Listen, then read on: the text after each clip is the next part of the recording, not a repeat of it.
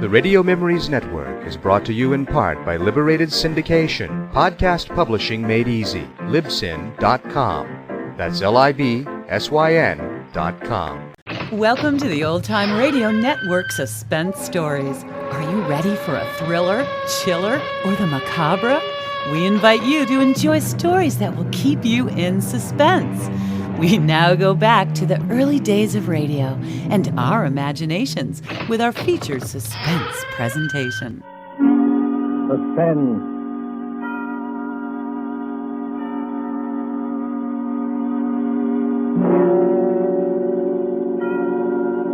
This is the Man in Black, here again to introduce Columbia's program, Suspense. Heading our starring Hollywood cast this evening is Mr. Richard Dix, who appears as a United States naval officer who found himself in a remarkable predicament on what should have been an uneventful flight from New York to Philadelphia. As fellow passengers aboard the airliner are Miss Gail Page is a girl named Monica, and Mr. Montague Love, who plays that aged and domineering millionaire Silas Naylor. A story by John Dixon Carr called Death Flies Blind is tonight's tale of suspense. If you have been with us on these Tuesday nights, you will know that suspense is compounded of mystery and suspicion, dangerous adventure. In this series are tales calculated to intrigue you, to stir your nerves, to offer you a precarious situation, and then withhold the solution until the last possible moment. And so it is with Death Flies Blind and the performances of Richard Dix, Gail Page, Montague Love, and our other players, we again hope to keep you in suspense.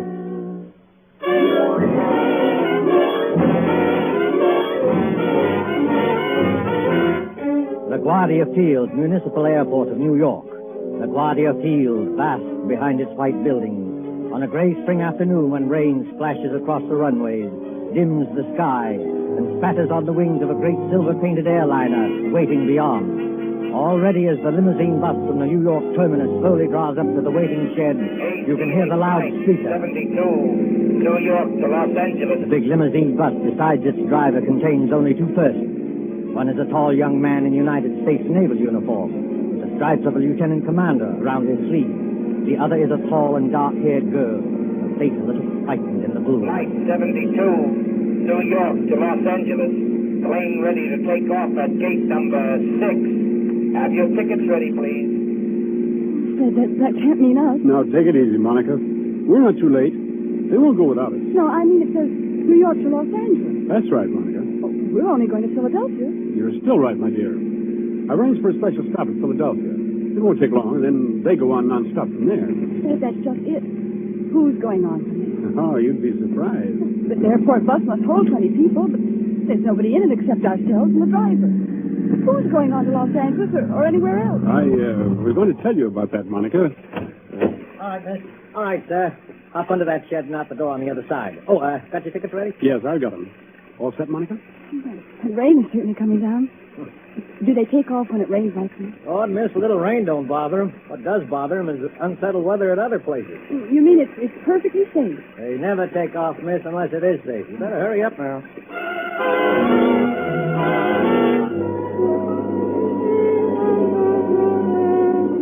There's the plane, Monica. Shall we run for it? But I'd rather not run if you don't mind. Aren't getting nervous, are you? I know it's stupid of me. I've flown before. It's just those few seconds before the takeoff. You're moving and the motors have been idling. All of a sudden they start to roar. The plane races ahead and the roar gets louder and suddenly you think, am I ever going to get down alive? Now, look here, my dear. I'm sorry, Fred. There's nothing to worry about, you know. Of course not. I'll be good. It's just this dismal day and this ghostly bus without any passengers. Fred, look. Where? At the plane. They've got all the windows covered inside with little gray curtains. Oh, that's all right, Monica. It's only a wartime measure. Wartime measure? Yes. Just keep those curtains closed for some minutes after taking off and before landing. So no one can make maps or take pictures of our airports. Anything could happen up there, come on. No. And what's more, if you're worried about your fellow passengers, look over your shoulder. Well, there are some people coming through the gate. Yes. You see the little gray-haired man with the big fellow on each side of him? The secretary dashing around them like a destroyer in a convoy? You know, I've seen that gray-haired man somewhere before. You've seen his picture. That's Silas Naylor, the third richest man in the world. Those two big fellows are his bodyguard. Does he need a bodyguard? Well, not more than most of us, I imagine. I don't like it. Oh, nonsense, my dear. Come on now, up the steps to plane. Give your name to the air hostess at the door. That's it. Good afternoon, miss. May I have your name, please? I'm Monica Vale. You're the air hostess? That's right, Miss Vale. Take any seat you like. And you, sir? Onslow, Lieutenant Commander Fred Onslow. Oh, yes, Commander. We've had instructions about you. Happy to have you with us, even if it's only as far as Philadelphia. Thank you. May I take your overcoat or your briefcase? Only the overcoat, please. I'll keep the briefcase. Friend, look there. What is it now? That man you called Mr. Naylor's secretary. Light-haired man, rather good-looking. He's sprinting towards this plane as fast as he can run. Well, you'd better be careful on that slippery surface. He certainly has. Look out, man. Look out, man. Watch your step. Look out. Well, are you all right? Here, let me help you up. I'm all right, thanks. Perfectly all right. Air hostess. Yes, sir. My name is Michael Shepard. I'm Mr. Naylor's secretary, and I think there must be some mistake here. Mistake, sir? Yes. When Mr. Naylor travels, he's in the habit of booking every seat in the plane to ensure privacy. Yet we seem to have 2 extra passengers. Well, I'm afraid that's my fault, Mr. Shepard. Indeed, sir. Then would you and the young lady be good enough to take some later plane? Well, I'm sorry. I'm afraid I can't do that. No, and why not? Maybe I ought to explain, Mr. Shepard, that Commander Onslow had last-minute orders to join his ship. He and Miss Vale have priority as far as Philadelphia. Philadelphia. Must we stop there? Only for a few minutes, Mr. Shepard. This is outrageous. Mr. Naylor is traveling, in a sense, on government business. Well, so am I, old man. The Navy often does. That doesn't alter the principle of the thing. I don't want to seem ungracious, you understand. Mr. Naylor is always glad to help our brave soldiers and sailors. For the love of Mike. Now, choir will now sing hymn number 242. Now the But gorgeous this right time to- you've gone too far. I shall appeal to Mr. Naylor himself. Mr. Naylor? Mr. Naylor? Yes, Mr. Shepard, I can hear you. What is it? This naval officer, sir, and the young lady. Oh, I know, Shepard, I know. Isn't the plane big enough for all of us? I was only following your orders, Mr. Naylor. You asked for privacy. All right, Shepard. What I'm asking for now is less noise. The lieutenant commander in the Navy, eh? That's right, Mr. Naylor. Off on another fishing trip, I suppose. That's just exactly right, sir. Ever had this pet yet? No, never. Well, I had. 20,000 a year I've had paid doctors. And what do they give me? This stump. I'm not surprised you got priority, Commander, but I am a little surprised about the girl. She's my fiancée. Mr. Naylor, Miss Vale. Meet the rest of my family. These 2 bruisers here, including the one with the mouth organ, are my bodyguard, Mr. Cohen. I'm pleased to meet you, Commander. How do you do? This is Mr. O'Reilly. Glad to know you, Commander. How are things going? Hey, Cohen, don't you ever get tired of playing that mouth organ? And stand away from the doors. I want to close it. Will everyone please take your seats and fasten the seatbelts? Are we ready to take off? Yes, in just a moment. Shepard. O'Reilly. Cohen. Come along to the front of the plane. Yes, sir. We'll sit in the back here, won't we, Fred? Yes, of course. Fred, is anything wrong? No, of course not. Why, what could be wrong? Well, we'd better sit down. We're starting to move. That's good advice, Commander Onslow. But I must ask you, Miss Vale, not to touch the curtain on the window. How soon before we can open the curtain? As soon as we're well away from New York. You see that illuminated sign, no smoking, fasten seatbelt? Yes. What about it? When the lights in the sign go out, you can open the curtain and smoke as much as you like. Now, if you'll excuse me. Certainly. You needn't try to fool me, Fred Onslow. I saw you. You saw what? I saw you pick up that scrap of paper one of those men dropped. Why, that wasn't anything, Monica. May I see the paper? No. Why not? Well, because I'd rather you didn't see it, that's all. There is something wrong, isn't there? Look, Monica, let me repeat over and over. What could be wrong? Why, there's Silas Naylor, an internationally famous figure, with a group of trusted attendants. There's an ACA plane as safe and dependable as the old gray mare. All the same, All the same what? I wish I hadn't brought you along. I wish there was some kind of an emergency cord, like a train.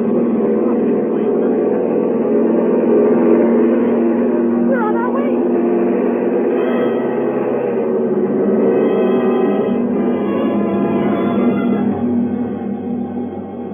$15 minutes, 30 minutes, 40 minutes. silver plane throbs against dead quiet. Warm and stuffy in the cabin despite the hissing ventilators. Dim white reading lamps shine down on a double row of cushioned chairs along one side and a single row of cushioned chairs along the other. Ahead above the closed door to the pilot's control cabin, the red glowing sign still warns against opening those curtains. Aft in the plane sits Commander Onslow, his eyes fixed on the clock under that illuminated sign.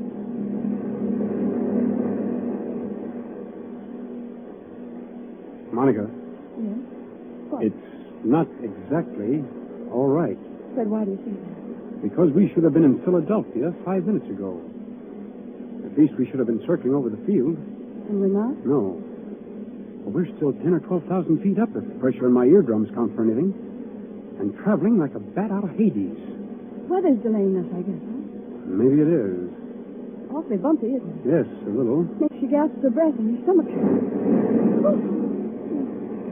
That was a bad one. Not getting airsick, are you? I don't think so.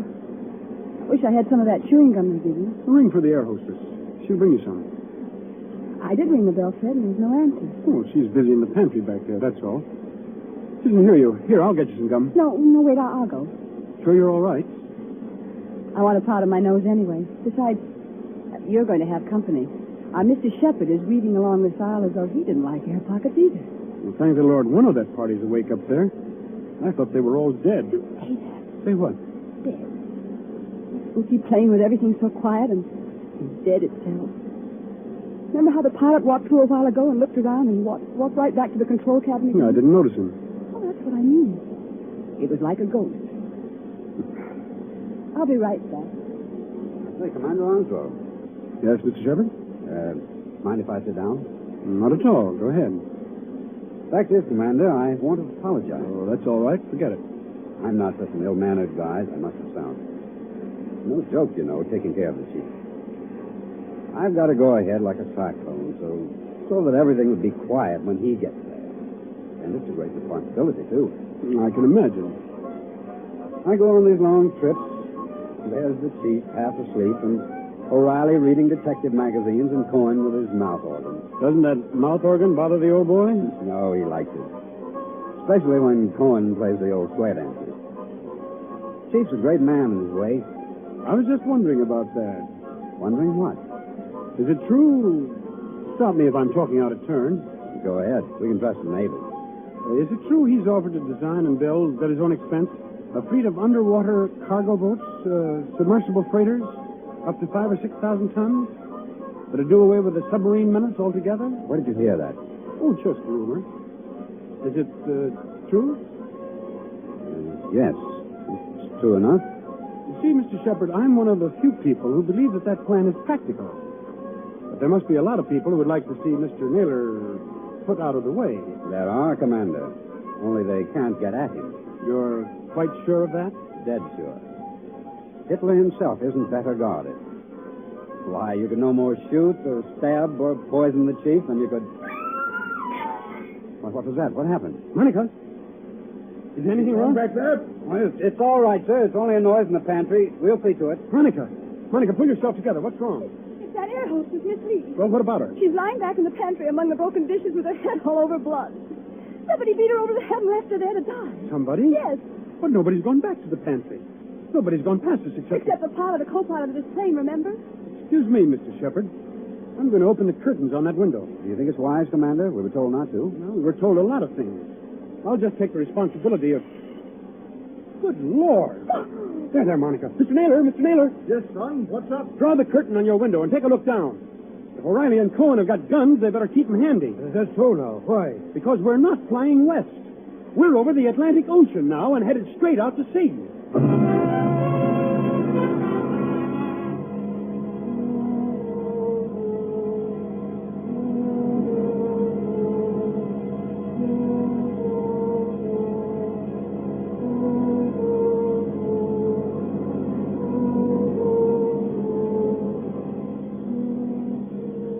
Gray waters, thin clouds. We must be miles and miles away from land. We are miles away from land. Does anybody here know anything about first aid? I do, Commander. I studied medicine in the old days. Then you better go back and look after the hostess. You'll join Mr. Naylor. Steady, Mike. I'm all right. horrible blind feeling, that's all. Air pocket, look out. See here, Commander. We're over the ocean. What the devil's going on here, eh? You were being kidnapped, Mr. Naylor. That's my guess. Kidnapped, did you say? Ah, come off it, Commander. We ain't as dumb as that. The pilot and the co-pilot of this plane are fakes. They've replaced the real officer. On a dark day like this, with their raincoat collars turned up, they could have gotten away with it. And hijacked us straight off the airfield. Is that it? Yes, I'm afraid so. The hostess must have spotted one of them and knocked her out. Now, what about the airport? Wouldn't they know a plane was missing? Oh, not until we failed to show up at Philadelphia. The pilot would report by aerial radio telephone about, 15 minutes out of New York. But after that, silence. Excuse me, Commander. You say these two fake pilots are still aboard? In that compartment there with the closed doors? Yes, that's right. Well, what are we waiting for, Corn? We'll get to work on them? You said it, Barney. Now, wait a minute, both of you. You wouldn't be trying to stop us, would you, Commander? The one thing we don't want is a gunfight 12,000 feet up. Can any of you fly a plane? No, not one of us. Well, neither can I. So if anything happens to those two pilots, how are we going to get down? I see, young fellow. Well, what are you going to do? First of all, we'll try rapping on the door. Have your gun ready. You can count on that, sir. Fred, listen. Be quiet, Mike. Has this anything to do with the scrap of paper you picked up off the floor? What scrap of paper, Commander? Never mind, sir. Why, this door, it's unlocked. Unlocked? Now, don't take any fool chances, young fella. The way I always did when I was your age. Stand to one side when you open that door. Let Cohen and O'Reilly take care of it. Good Lord. Well, the control cabin is empty. There's nobody at the controls. You mean we're flying without a pilot? Yes. See that stick move back and forth? As though a ghost had hold of it? Those crooks do. They set the automatic controls. It's a gyroscope attachment that keeps her steady. And then they must have bailed out. And what's going to happen to us? You see, Monica, the fact is... Go on, Fred. Tell me the truth. I'll know if you don't. Well, we'll go on until our gas runs out or until a storm hits us. Then we'll dive into the sea. It's as good a way of killing Mr. Naylor as any. I see, son. Have we got any chance at all? Frankly, I don't know. Wait till I get a look inside of that control cabin. Holy Mother, that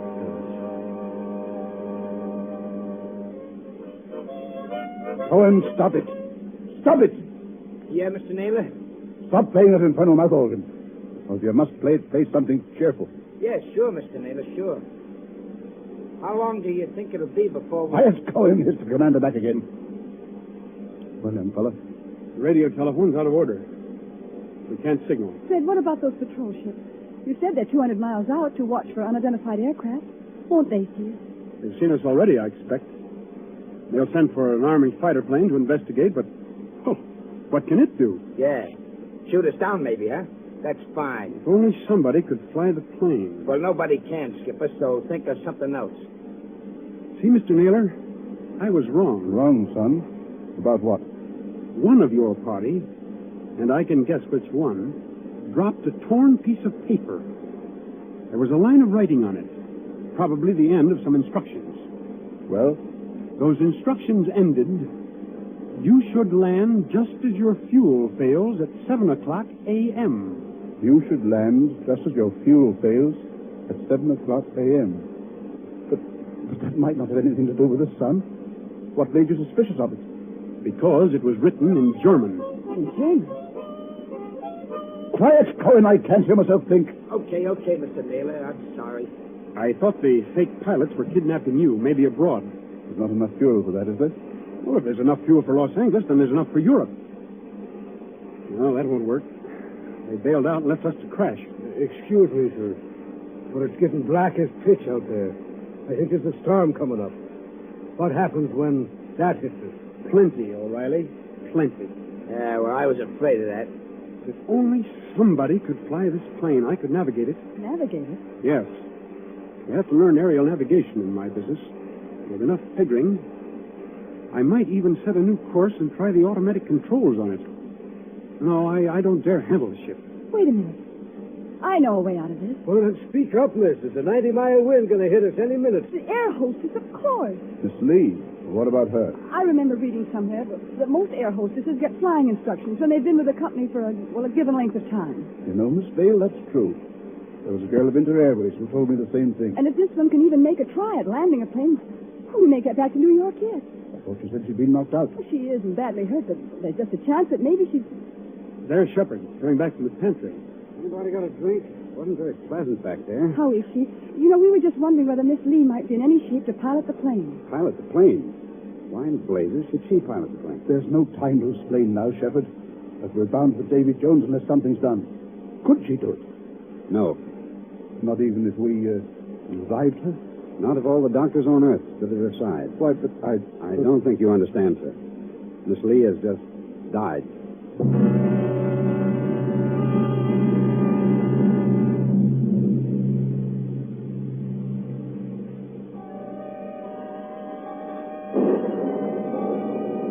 Dim singing of wind above the clouds, then storm with a white eye of lightning at the windows. Losing height, gaining it again, blown off her blind course, flung partway back again, always racing forward on a flight to nowhere. Late afternoon, evening, night, the steady throbbing of motors like a pulse beat inside the head. Towards morning, the storm dies away. In that dim cabin, there is exhaustion of nerves. The hands of the clock stand at 1:45 in the morning.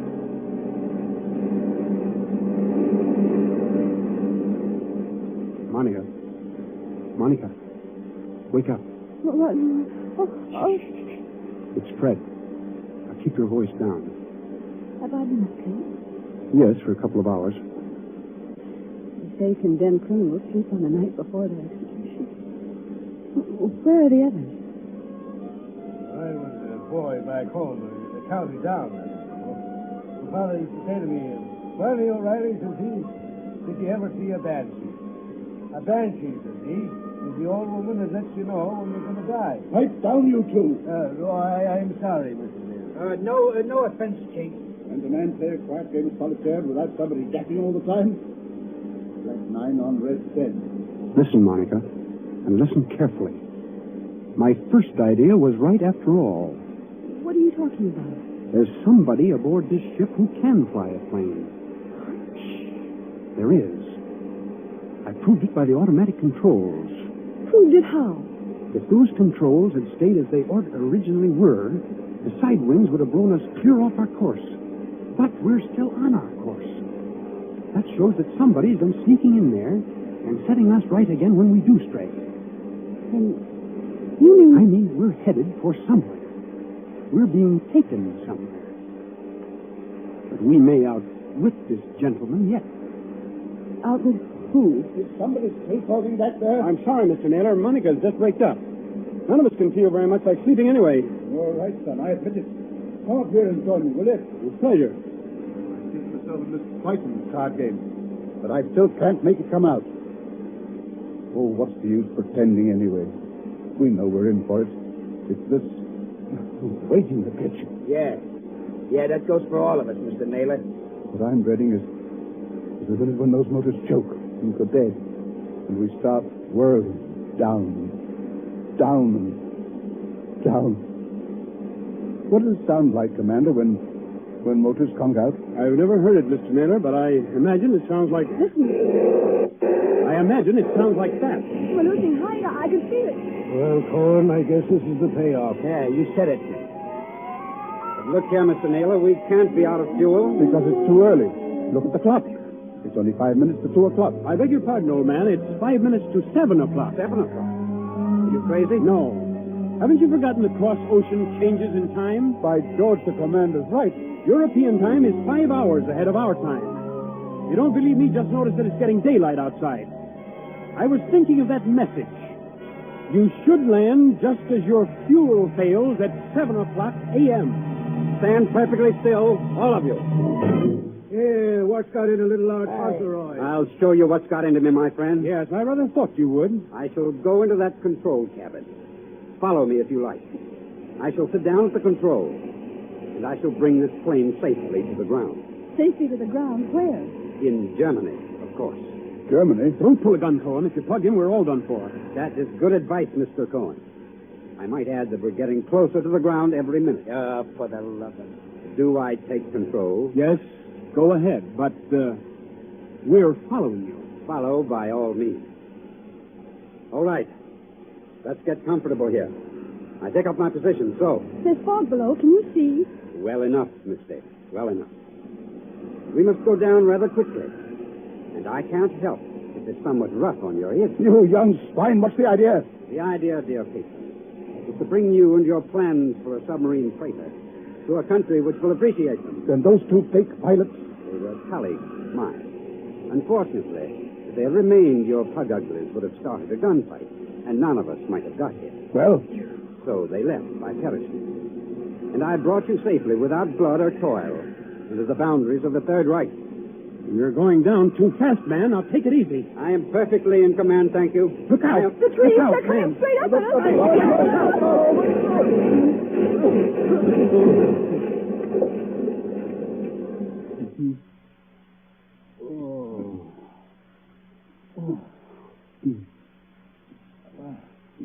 Are you all right, Monica? Are you all right? Yes. Oh, only a bit shaken up. We're all okay here, Skipper. Shall I give this guy the works now before they come to get us? No, don't shoot. Let him alone. That also is good advice. And now, my friends, my mission is ended. I stand up on the pilot's chair. I throw open this glass hatch. And to all Germany, to all the world, I cry. Dies ist das gestohlene Flugzeug im Begriff zu landen auf Feld Nummer 21. Heil Hitler. Well, strike me blind if it ain't another one. Yes, first Rudolph S. and all this bloke. What do you suppose they want over there? English. Why are you speaking English? Why, Cocky?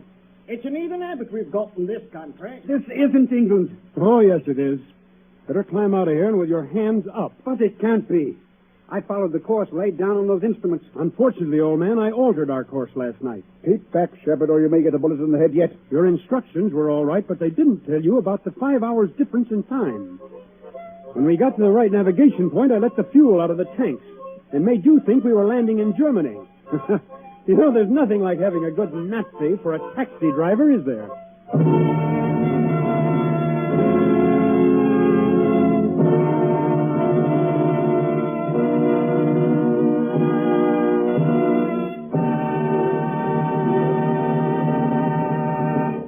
And so ends Death Flies Blind, starring Richard Dix with Gail Page and Montague Love. Tonight's tale of Suspense.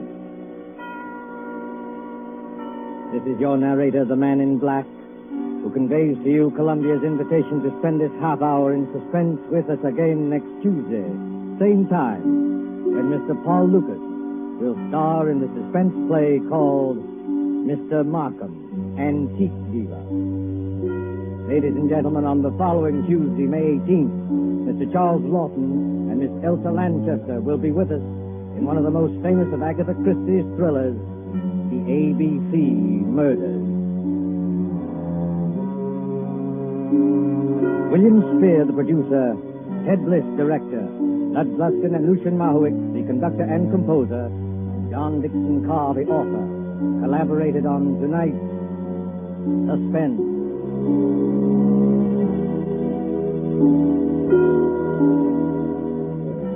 This is the Columbia Broadcasting System.